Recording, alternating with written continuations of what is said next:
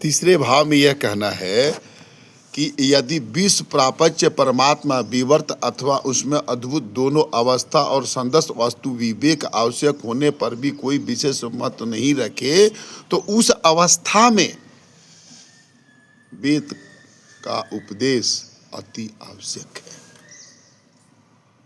ज्ञान क्रिया, अज्ञान क्रिया, उद्भेषक क्रिया, कर्म क्रिया उत्तम प्रतिनिधि है तथा ज्ञान परमात्मा का आवश्यक है। उसके भजन करने के लिए यह वही होने और योग्य अयोग्य की संहिता को निर्दृढ़ करके ज्ञान की संहिता को आगे अग्रसित करे, वही वेद है। कहने का अर्थ है यज्ञ। हम लोग जो बोलचाल की भाषा में या फिर निर्णायक भाषा में कहते हैं कि यहाँ यज्ञ हो रहा है। यज्ञ क्या है? एक संकल्प है, अर्थात देव पूजा, संगति, करण और दान तथा प्राकृतिक की पूजा, परमात्मा के प्रति लगाव। यज्ञ में देव परमात्मा की संगति का आराधना होती है। देव पूजन का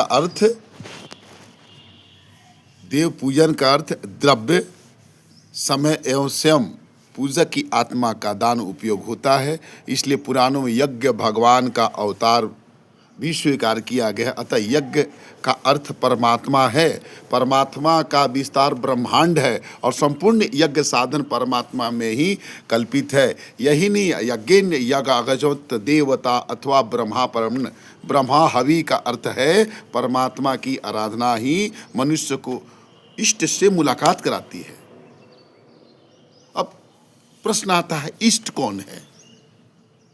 जिसके हम अध्यातक हैं, जिसके हम उपासक हैं, जिनको हम मानते हैं तथा तन्निमित्तक किया गया संपूर्ण क्रियाकलाप जो है वह वेद है। दूसरे बोलचाल की भाषा में यज्ञ है, तीसरे बोलचाल की भाषा में परमात्मा का पूजक है, चौथे बोलचाल की भाषा में परमात्मा का संगति है, पांचवें बोलचाल की भाषा में परमात्मा का भाव है, छठवें बोलचाल की भाषा में परमात्मा का धनार्थ, अपने अंदर शक्तियों को जागृत करने की कला को वेद कहते हैं। जैसे पूजन, वस्तुतों का भाव में जो समर्पण हो उसे पूजन कहते हैं। मन की भाव में जो समर्पण हो उसे पूजन कहते हैं। ज्ञान की भाव में जो समर्पण हो उसे पूजन करते हैं। व्यक्त की भाव में जो समर्पण हो उसे पूजन कहते हैं। ज्ञान के लिए कोई गरिमा की जरूरत नहीं है। ज्ञान के लिए कोई बड़ी परिभाषा की जरूरत नहीं है। अर्थात ज्ञाननत्व परभावे परिपाणित परमात्मा सर्वरूपेण सर्वेण सर्व स्थिता। कहने का अर्थ है निश्चित से हम परमात्मा को समर्पण करते हैं, अर्थात दानार्थ में भी यज्ञ रूपी अपने आप को समर्पण को सिद्ध करते हैं। यज्ञ के संपूर्ण अर्थ ऋग्वेद के व्यवहार में जो पाए जाते हैं, गीता में भी यज्ञ शब्द के संपूर्ण अर्थों को प्रकाशित किया गया है, जिसमें सबका निष्कर्ष कि यज्ञानाम जपम यज्ञो आस्मिकम यज्ञ संपूर्ण यथम जपमी घटतम तजस्तत्व प्रथम भावनानम भावनम। अर्थात यज्ञ के सूत्र कहते हैं कि हे भाव, हे दीपार्थ, आप जिनके अनुसृत अपनी भावना रखते हैं उस भावना को तजम, सब चीजों को छोड़कर व्याख्यार्थ में जिन्होंने अपनी परिभाषित जीवन को समर्पित किया है उसी को कहते हैं तजन भावनाथ भावनम यज्ञ सूत्रम सावका।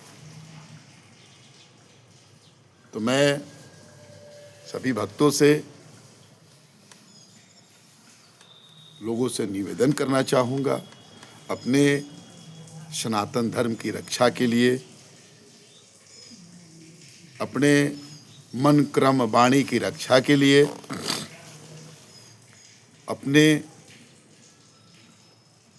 आदिकाल अनंत काल कुल की रक्षा के लिए, अपने धर्म की रक्षा के लिए अगर हम वेदों का संगत करते हैं, यज्ञ का संगत करते हैं, संकल्प का संगत करते हैं, तभी हमारा पुरुषार्थ जागृत होगा। महाभारत के गीता उपदेश में कहा गया है, महाभारत के गीता में जो भाव में जो कहा गया है कि कर्मण धिवाय अधिकारेस्तु मां फलेषु कदाचन, कर्म को आगे करके, अध्ययन को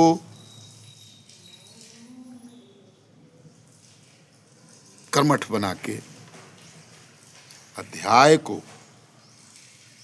अपना धर्म समझ के जो पुरुष महिला या जो जीव अपने लक्ष्य की ओर जाता है वो सदा तजम्पस्त भावनार्थ के रूप में जाना जाता है।